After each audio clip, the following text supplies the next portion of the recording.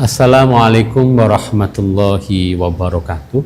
Waalaikumsalam warahmatullahi wabarakatuh. A'udzubillahi minasyaitonirrajim. Bismillahirrahmanirrahim. Alhamdulillahirabbil alamin. Wa bihi nasta'inu ala umuri dunya waddin. Sayyidil mursalin wa ala alihi washabihi ajmain. Amma ba'd. Sobat NU Turen Official dimanapun Anda berada dan apapun yang Anda kerjakan pada kesempatan kali ini, bertemu kembali bersama saya Muhammad Arif, masih di program Ngaji Online persembahan dari MBCNU Kecamatan Turen melalui kanal resminya yakni NU Turen Official. Pada kesempatan yang berbahagia ini, sambil menunggu datangnya waktu berbuka di bulan suci Ramadan tahun 1447 Hijriah ini, kita bertemu kembali dengan salah satu orang hebatnya di dunia persodakohan, dunia perzakatan, yaitu salah satu pengurus Lazisnu PCNU Kabupaten Malang. Beliau adalah Gus Afif El Batrul. Kita sapa beliau. Assalamualaikum Gus. Waalaikumsalam warahmatullahi Alhamdulillah pripun sehat Gus. Alhamdulillah, saya Mas Arif. Mugi-mugi jenengan tansah pindhar dengan sehat Gus. Amin amin amin. Alhamdulillahirabbil alamin. Matur nuwun berkat doanya. Terima kasih.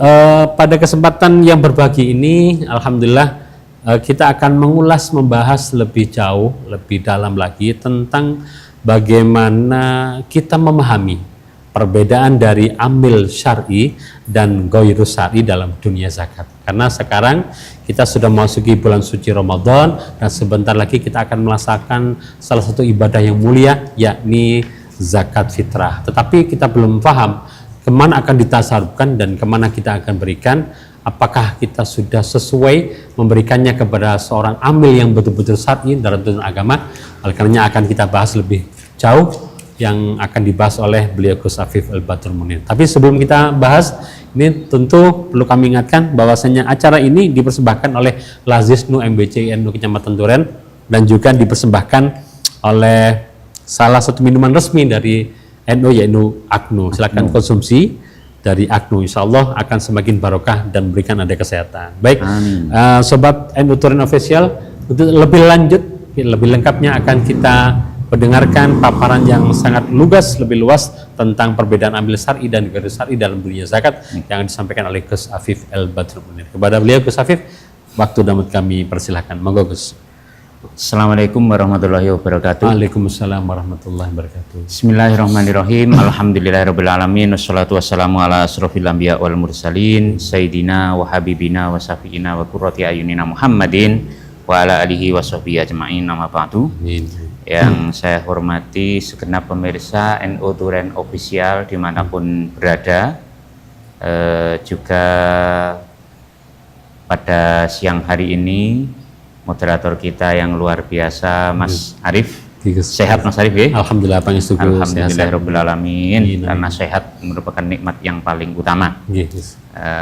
Alhamdulillah pada bulan suci Ramadan 1447 Hijriah ini NU Turen Official tetap bisa menyelenggarakan kajian majelis taklim melalui media sosial. Mudah-mudahan bermanfaat untuk kita semua. Amin ya rabbal alamin. Pada kesempatan kali ini saya akan menyampaikan sedikit tentang masalah zakat, di mana zakat itu sebenarnya banyak sekali ilmu yang perlu dipahamkan tentang masalah zakat. Akan tetapi pada siang hari ini mungkin sedikit saya sampaikan tentang salah satu asnaf, di mana asnaf amil, asnaf 8, golongan 8, di mana di mana dalam Al-Qur'an itu dijelaskan dalam surat At-Taubah ayat 60 bahwa innamas shadaqah, yang dimaksud shadaqah di sini adalah zakat, itu lil fuqara wal masakin wal amilin, bagi orang fakir, orang miskin dan amil. Sarip ya, amil. Jadi nanti akan saya soroti tentang amil. Meskipun yang lain ini juga ada, tapi juga agak sedikit. Wal mu'alafatu qulubuhum, artinya orang yang mu'alaf, rikob, ya, baru masuk Islam. Wafir rikob, budak, wal gorimin, yang punya hutang. Sabilillah itu di Indonesia hampir tidak ada orang yang berjihad perjuangan. Iya, wabnis sabil, anak jalan atau musafir. Nah, jadi ini saya kaji beberapa, karena mungkin kalau kita zakat itu saya melihat itu kita sering salah sasaran, Mas Arif ya. Salah sasaran di mana kita menyerahkan zakat itu bukan pada asnaf. Salah satu contoh. Salah satu contoh itu, dan ini cerita nyata dan di sekitar kita. Ada masyarakat itu yang ketika kebiasaan itu mengalahkan syariat. Masyarakat itu bertanya kepada saya, ada pembagian zakat di mana zakat dikumpulkan di musola.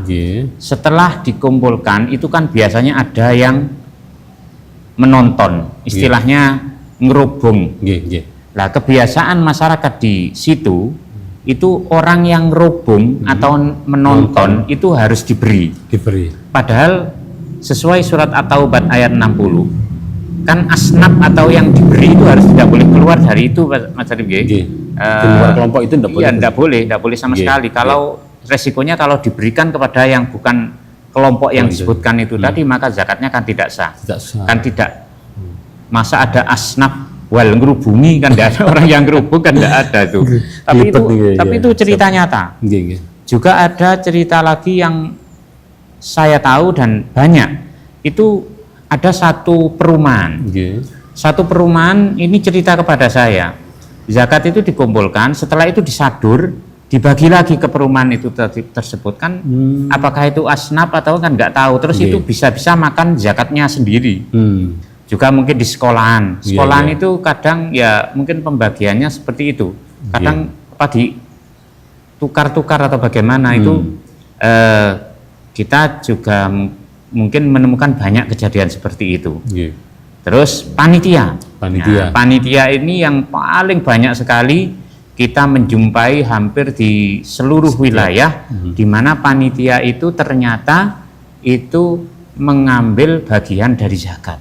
Mengambil bagian dari zakat, padahal asnaf atau orang yang berhak menerima zakat itu tidak ada yang namanya wal panitiau itu berhak mengambil zakat. Tapi ternyata setelah saya tanya, loh ini panitia ini kok oleh? Ternyata kalau alasannya kalau nggak diberi itu akan purik.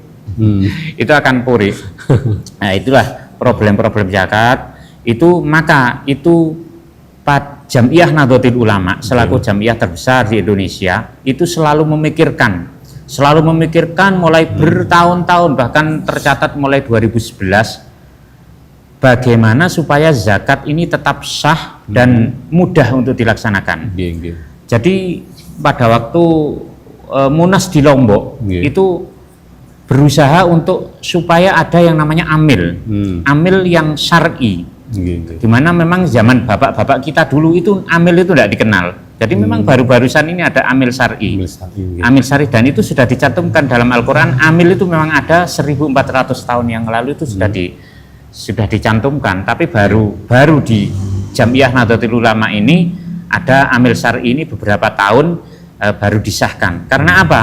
Lubian kok ganok, itu ada orang tua yang ganok ini memang tidak ada. Karena memang Lembaga Bahsul Masail kita baru berani mencetuskan tentang amil syar'i itu kisaran sekitar tahun 2019.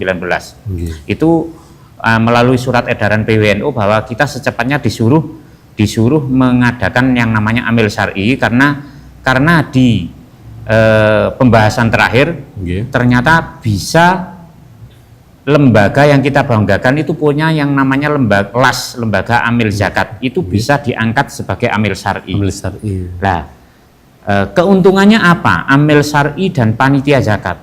Kalau panitia zakat itu kan hanya, kalau menurut pengertian, hanya sekelompok masyarakat yang mengumpulkan dan mendistribusikan zakat tanpa ada pengangkatan dari pihak berwenang seperti imam, penguasa. Ya pokoknya orang ngumpul, setelah itu mengatur zakat, membagi. Nah itu tidak bisa mengambil, itu tidak bisa mendapatkan zakat. Tidak berhak. Terus kalau amil syar'i yang barusan ini mungkin di MWCN Uturen ini baru diangkat ini, dan mungkin diharapkan nanti warga jamaah NU Kecamatan Turen ini nanti semuanya yang selama ini menjadi panitia ini bisa di SK-kan supaya menjadi amil syar'i. Itu karena amil syar'i itu sangat luar biasa pengaruhnya dan sangat bermanfaat untuk keabsahan zakat. Karena nopo Mas Arif nggih, amil syar'i itu adalah bagian dari asnaf. Begitu kita zakat, setelah kita zakat langsung dikasihkan ke amil syar'i, berarti kewajibannya sudah gugur, sudah selesai. Karena apa? Sudah jatuh kepada asnaf 8. Seandainya, bahkan di surat edaran PW tersebut, seandainya amil syar'i itu ada yang nyeleweng, tapi kan nggak mungkin, masa kita Jamiah Nahdlatul Ulama nyeleweng, kan nggak mungkin.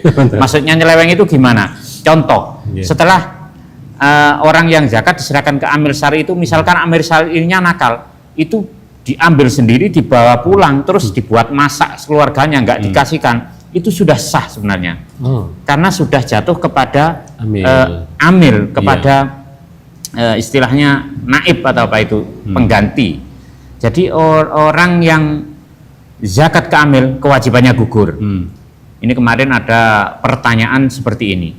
Ada panitia itu waktu itu ada terjadi bencana alam di daerah selatan kalau nggak salah Mas Arif, banjir kalau nggak salah waktu itu. Akhirnya panitia itu berinisiatif beras zakat dibawa ke daerah selatan. Setelah dari sana ternyata ada musibah, mobil yang mengangkut itu malik, istilahnya malik, zakatnya orang ini istilahnya hilang, terkena air, terbadai, hilang. Setelah itu orangnya bingung, panitianya bingung, gimana zakatnya? Ternyata bertanya kepada seorang kiai, belum sah. Karena apa? Belum sampai kepada mustahik, belum sampai kepada asnaf. Salah satu asnaf. Itu. Lah seandainya orang yang bawa itu sudah diamil syar'ikan, sudah di SK-kan, maka itu sudah gugur kewajibannya meskipun berasnya malik.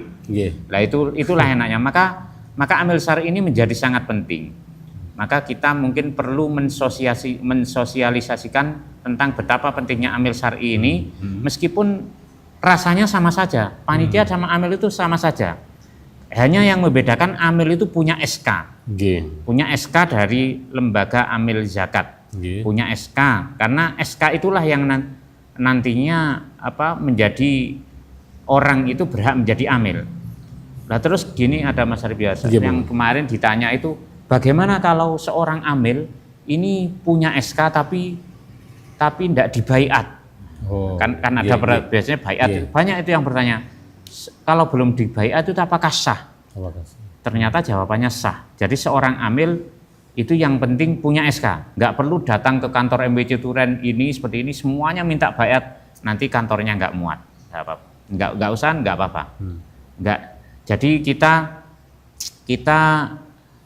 kalau ada yang bertanya, loh dulu kok nggak ada amil? Memang nggak ada. Karena itu baru tahun 2017 itu ada ketua PBND waktu itu mungkin Yai Said Akil Sirot kalau nggak salah itu bertanya kepada Menteri Agama waktu itu Surya Dharma Ali kalau nggak salah, itu bertanya kenapa kok nggak bisa menjadikan lembaga amil zakat ini sebagai seorang amil syar'i.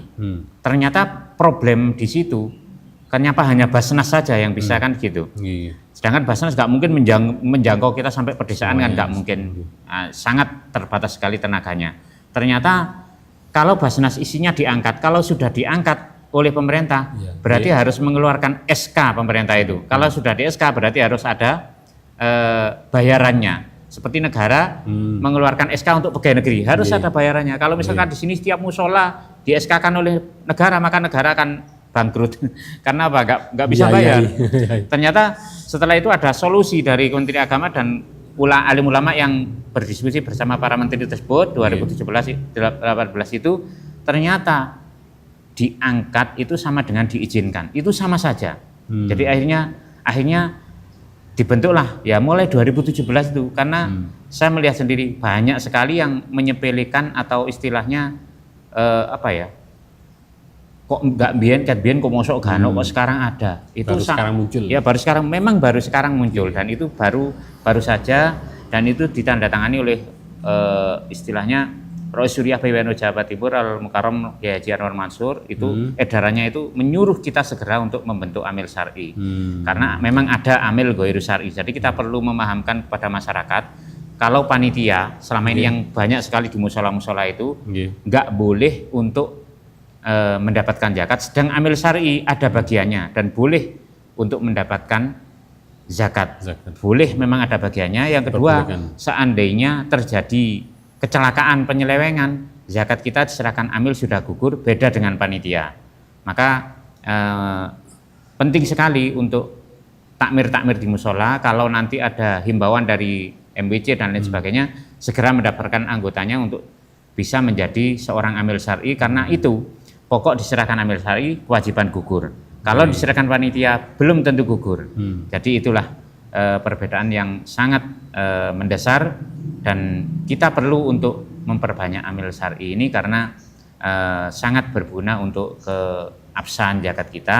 Karena kalau zakat kita tidak sah, maka puasa kita tentu seperti disabdakan Rasulullah, pahalanya masih menggantung dan akan nggak jadi dapat pahala puasa. Kita kan istilahnya bukan rugi ya gimana, masa puasa 30 hari pahalanya nggak kita dapat gara-gara hanya zakat yang tidak ada 3 kilo gitu, kan sangat rugi sekali. Mungkin itu pembahasan kita, karena terbatasnya waktu Mas Arif, mungkin ada manfaatnya bagi kita. Seperti itu. Alhamdulillah, pembahasan yang sangat luar biasa sekali di kesempatan sore hari ini sambil menunggu datangnya waktu maghrib tiba. Alhamdulillah kita mendapatkan kajian yang luar biasa tentang pemahaman zakat fitrah, khususnya bagaimana kita memberikan zakat kepada yang betul-betul berhak untuk menerima, yaitu amil. Dan ini kita mendapatkan ilmu tentang amil syar'i itu seperti ternyata apa. Amil syar'i itu ada. Nah, ternyata amil syar'i itu ada. Oleh karenanya, semoga apa yang kita dapatkan ilmu hari ini bisa bermanfaat untuk kita amalkan, kita terapkan, khususnya pada saat mendekati bulan suci Ramadan, mendekati bulan bulan Idul Fitri, pada saat pelaksanaan zakat fitrah. Demikian yang dapat kami sampaikan. Sebelum kami akhiri, kami ingatkan kembali kepada seluruh hamba taulan, selalu pantau terus MBC NU Turen Official. Silakan subscribe, like, and comment untuk semakin lebarnya, lebih bagusnya dakwah kami di masyarakat. Kami mohon maaf apabila ada yang kurang dari apa yang kami sampaikan. Terima kasih atas segala keperhatian. Hadanallahu minallah.